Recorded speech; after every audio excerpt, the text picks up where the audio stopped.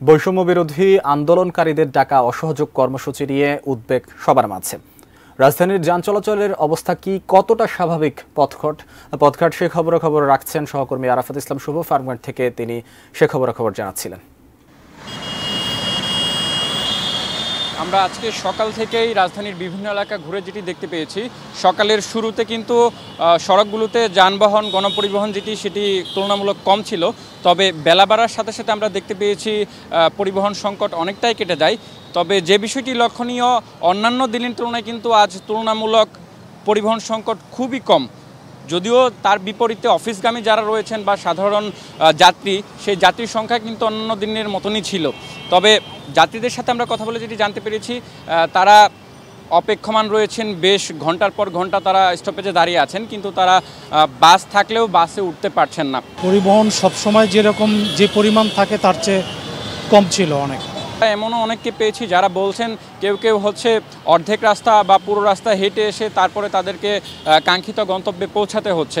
কেননা আজকে থেকে কিন্তু হচ্ছে যারা কোটা সংস্কার আন্দোলনকারী শিক্ষার্থী, তাদের কিন্তু যে এক দফা দাবিতে তারা অনির্দিষ্টকালের জন্য অসহযোগ আন্দোলনের ডাক দিয়েছেন, সেটির প্রেক্ষিতেই কিন্তু আমরা দেখতে পাচ্ছি রাজধানীতে তার প্রভাব পড়েছে।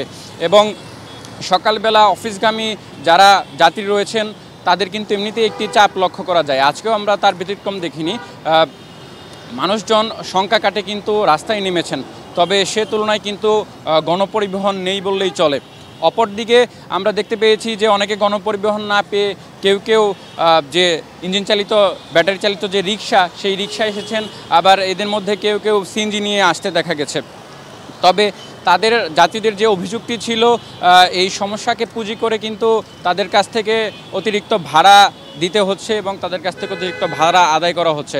অপরদিকে আমরা যারা বাস চালক রয়েছেন তাদের সাথেও কথা বলেছি, তারা যেমনটি বলছেন তাদের মধ্যে একটি ভীতি বা আশঙ্কা রয়েছে, যার ফলে কিন্তু তারা হচ্ছে অন্যান্য দিন যে পরিমাণ তাদের সড়কে গাড়ি নামতো, আজকে কিন্তু তারা সে পরিমাণে গাড়ি নামাচ্ছে না। এবং কেউ বলছেন বেলা বাড়ার সাথে সাথে তারা আর গাড়ি ছাড়বে না, এরকমটি তারা বলছেন। এবং যেটি আমরা দেখতে পাচ্ছি যে মানুষের মধ্যে একটি উদ্বেগ উৎকণ্ঠা রয়েছে। তারা যেমনটি বলছেন, তারা চাচ্ছেন আন্দোলনকারী এবং সরকারের দুপক্ষের একটি সমঝোতার মধ্য দিয়ে যাতে উদ্ভূত যে পরিস্থিতির সৃষ্টি হয়েছে সেটি যেন দ্রুত সমাধান ঘটে। যাওয়াটা যতটুকু প্রবলেম হয়, বিকেলে আসাটা তার চেয়ে বেশি একটু প্রবলেম হয়। একে তো জ্যাম, তারপর হচ্ছে গণপরিবহন কম, এবং যেন স্থিতিশীল পরিবেশ ফিরে আসে এমনটাই প্রত্যাশা করছেন কিন্তু সাধারণ জনগণ বা অফিসগামী যারা ভোগান্তি পাচ্ছেন। এক কথায় বলতে গেলে উদ্ভূত পরিস্থিতিকে কেন্দ্র করে গণপরিবহন সংকটে যারা অফিসগামী রয়েছেন এবং সকালে যারা তাদের গন্তব্যের দিকে রওনা হয়েছেন তারা কিন্তু বেশ ভোগান্তি পাচ্ছেন। বিশেষ করে যদি আপনাকে আমি জানিয়ে রাখি, তাহলে যারা নারী রয়েছেন, নারীরা কিন্তু গণপরিবহন পাওয়ার ক্ষেত্রে বেশ বড় একটি ভোগান্তি পোহাতে বলে আমাদেরকে জানাচ্ছেন। তারা স্টপেজে বাসের জন্য অপেক্ষা করছেন এবং তারা লাইনেও দাঁড়াচ্ছেন, কিন্তু শেষ পর্যন্ত কিন্তু মানুষের ভিড়ে এবং ঠেলাঠেলি করে কিন্তু তারা আসলে বাসে উঠতে পারছেন না বলে তারা অভিযোগ করছেন।